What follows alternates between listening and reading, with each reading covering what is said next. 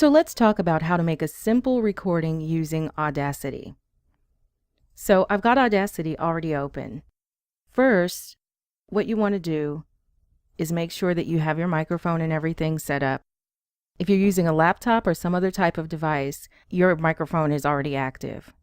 So let's click the record button to start the recording.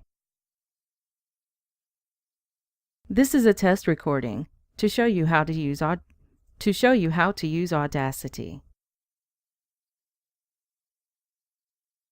Click the stop button to stop the recording. Okay, so this is a recording and I've tried to record it as realistically as possible with a few mistakes because most people do make mistakes when they're speaking and you'll need to edit them. So now the first thing that we want to do is listen to the background of the recording to see how much noise we have. So you're going to click and drag just to highlight a section that doesn't have any of the sound waves where you're speaking in it to just listen to your background. So I'm going to play that now. And as you can tell, there's some background noise. So Audacity has the ability for you to remove some minor background noise. Again, this isn't for you to be in a room full of talking people and think you can remove that, because it does sort of distort the sound when you remove background noise. But if it's only a little bit of noise, then it's usually undetectable. So let's first remove the background noise. We're going to click Effect, Noise Removal, and then there'll be some default settings, but in case you don't have them, we want the noise reduction decibels set at 24. Sensitivity can be 0, frequency smoothing at 150, and then attack decay time at 0.15 seconds. So the first thing you do is get the noise profile, because that's letting the program know what the noise sounds like and how much noise there is. So get noise profile. So that's done. Then click over here so that your entire track is highlighted. Click Effect, and then click Repeat Noise Removal. And then that's going to remove the noise from the entire track, the noise that matches up with that background noise that we heard. So let's listen now.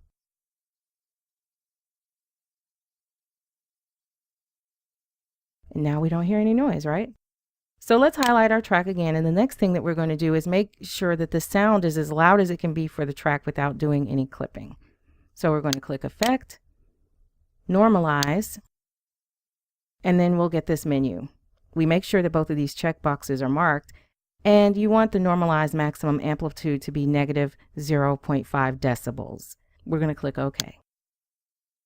And look what happens. So now it's louder, so we can actually play and listen. This is a test recording to show you how to use Audacity. All right. So the next thing is we're going to correct our mistakes. So at the beginning, we want to highlight so that it's starting, the voice is going to start at the beginning or toward the beginning of the track. So I usually don't like to have more than a half a second. And you can see the number of seconds right here in the top. I don't like to have more than a half a second at the beginning. So I'll make it about a quarter of a second. And then you're going to highlight that and click Delete. So now you see it's removed that sound at the beginning. So let's listen. This is a test recording to show you how to use Audacity. All right. So we see that we made a mistake here in this section, so we want to delete it. So what I do is get really close to the next section, which has the correct information. And we're going to highlight, click and drag to highlight all that we want to delete, and then press the delete button. So now it should sound pretty good. This is a test recording to show you how to use Audacity. And now that sounds right. So we've got a little bit more. Click the stop button to stop the recording.